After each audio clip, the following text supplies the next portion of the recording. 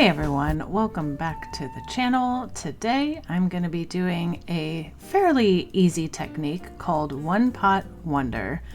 Ultimately this is going to look like little stripes in your soap, and you can cut it the normal way and it works even if your soap gets a little thicker. So for me, I prefer to do this one at around medium trace, just because you get some really nice crisp clean lines when you're doing that. It's okay to do it at thin trace as well, because then you can have some I guess thinner, more delicate lines. So anyway, the colors I chose here are this white champagne, which if you've been following me for a while, you know I use this one quite a bit, but I really like this white color. It's easier to mix up than just titanium dioxide. And so, yeah, I do that. And then this yellow color is called Lala from Mad Micas. I really do like Mad Micas colors. They're very vibrant. This color here is more of a pink blend, just because the Jazzberry Red from Wholesale Supplies Plus was a little bit too red. And then I had an experimental pink that was just a little bit too neon pink. And then I added a little bit of white to make it more of a softer pink. And this is one of my favorite colors here. This is turquoise teal. It looks beautiful. The camera doesn't do it any justice. And then this French white shimmer that I already had kind of mixed up, I'm just dispersing it in the oil. I'm going to use the French white shimmer as a mica veining color. So yeah, you'll see that here in a minute. So all I'm doing here is, and I'm sorry that the camera wasn't really focused down low enough, so I'm kind of doing a little things just out of view, but you'll see some of this stuff, you know, as I realize what I'm doing. So the fragrance I'm using here, which you couldn't see the cap, but it's called Grapefruit Rose, and it is actually a blend that I put together myself.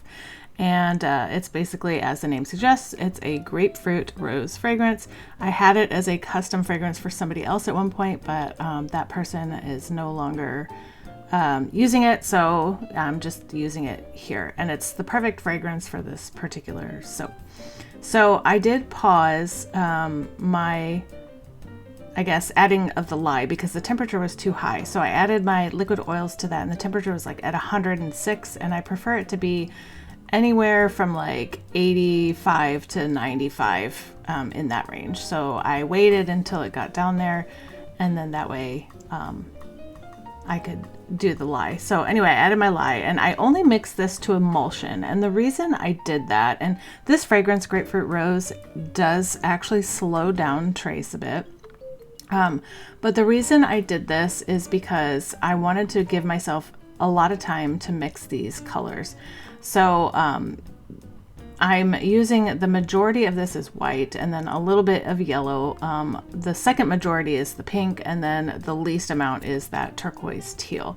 So this is my Heart Island soap, and it's supposed to kind of represent the location in my fantasy book, Reaper's Gamble, of Heart Island, which it has pink sand and turquoise waters. So hence the pink and the turquoise, and I just added white for some flavor and some yellow just because. Well, I guess ultimately there is yellow sand in some of the other locales, so yeah, I guess that was kind of my thinking behind it. It does look really pretty together, so I'm not upset about it. But anyway, so here I am just mixing my colors into there. You can see that the least amount I have is this turquoise teal, but the color is just very, very vibrant and rich. And I love it.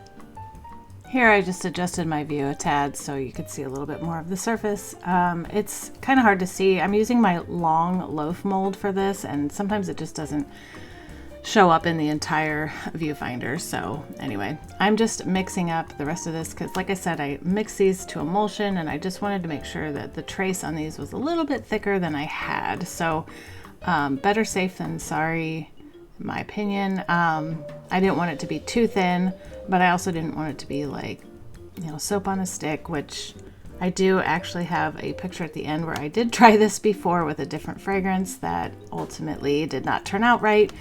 but it still smells great. It's just the ugliest thing ever. So I do actually have a category on my soap website called Ugly Betty. So I do have soaps listed on there that are considered ugly, and they're for sale. So usually my soaps are like somewhere around $5 or $6. This one is $2. Well, the bars for Ugly Betty are $2. So you'll find a version of Heart Island that is ugly in the Ugly Betty section for $2. So anyway, keep an eye out for that.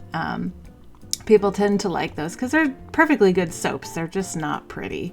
And a lot of times they smell just amazing. They just, their look doesn't give them any justice. So you can see I'm doing the little trace test. This is probably considered more light trace, bordering closer to medium.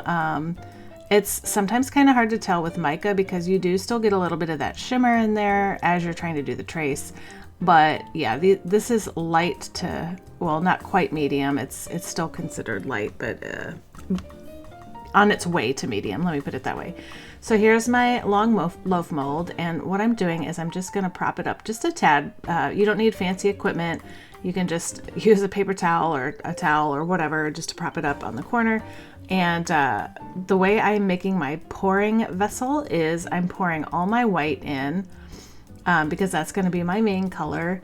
And then I'm going to pour the yellow down the side. I really don't want it to plunk through. I just want it to sit, not really on top, but just kind of be there. Same with the pink.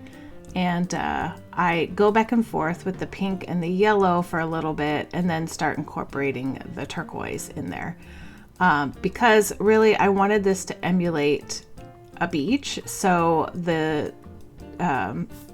I guess the majority of the turquoise, I would like it to be on one side of the bar. So it looks like kind of a beach shore, if that makes sense. You'll see what I mean when I cut the bar, but yeah, so now I'm starting to incorporate the turquoise. And you could see that it's a real stark contrast, but ultimately when it hardens, it's not quite that, dark.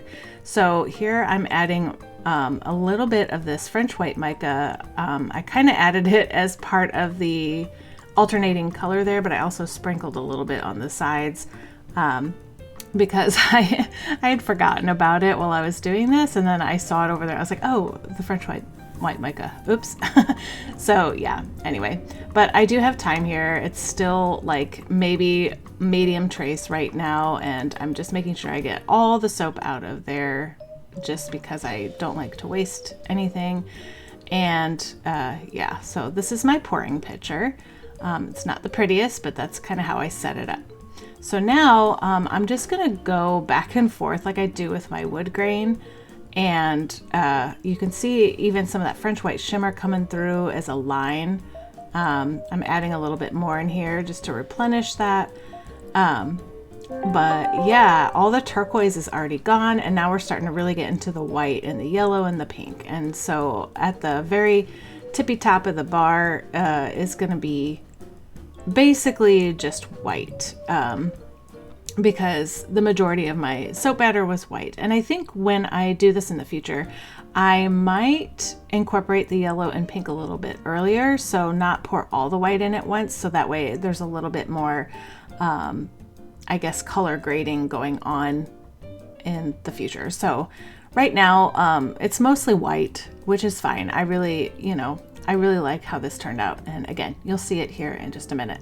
So what I did with this one is I poured it all in where it needed to go. And then I use a special, well, I say special, but it's this cheap little thing I got on Amazon it's meant to keep casseroles hot. But it's big enough for this mold. So my crock pot is not big enough for this mold. Oh, and I'm doing a little micro swirl on top. I forgot about this. So I made very scant drops of this French white shimmer because I wanted the white on top swirled to be a little bit more delicate. I mean, I could go heavy-handed with it, but I'd rather not. So anyway, but that's kind of what I did there. And here it is at after a day, after setting it in my little casserole warmer. Oh, and I had a heating pad in there as well. So forcing it to go through gel, And yeah, so anyway, this bar is 12 inches long. So it's the perfect amount for me to cut little 1-inch bars. And I know this is sped up quite a bit, so maybe you're not getting the greatest view of this, but don't worry, I will show you the finished picture at the very end.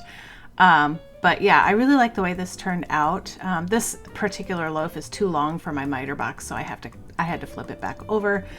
And I actually don't trust the furthest finger as being a full inch, so I don't always push it all the way to the back of my miter box. And if I do, like you see here, I cut from the open end instead of the closed end. So anyway, I like to take these and stand them upright instead of having them horizontally, because of the nature of these swirls. They are kind of like, they make like a little smiley face. It's actually, it's a very nice, easy way of creating a pretty neat looking bar. So I like the sparkles on top. But there you have it. So this is the final result, and to me it does look like a shore with some pink sands and some turquoise waters, and I just really like the way this turned out. And I love the pink blend. I think it's the perfect pink, and that turquoise is just a great thing. Here's the mess up. So this is my Ugly Betty. The fragrance was Pink Beaches, which is suitable, but it was soap on a stick, and it smells wonderful. But yeah, it's just not great. All right, yeah, so this is it. If you want to sign up for my newsletter, it's at ariholdingauthor.com. It's hosted on Substack, and occasionally I'll have some soap making articles on there. If you sign up as a free member and you stick around for at least 6 months, I will make you a perma-free, I'll give you a paid membership perma-free. So anyway, you can see the details of that later on, but please do follow me, and I would love to see you over there. But yeah, that's it for now, and let me know what you think in the comments below, and I will see you in the next one. Bye!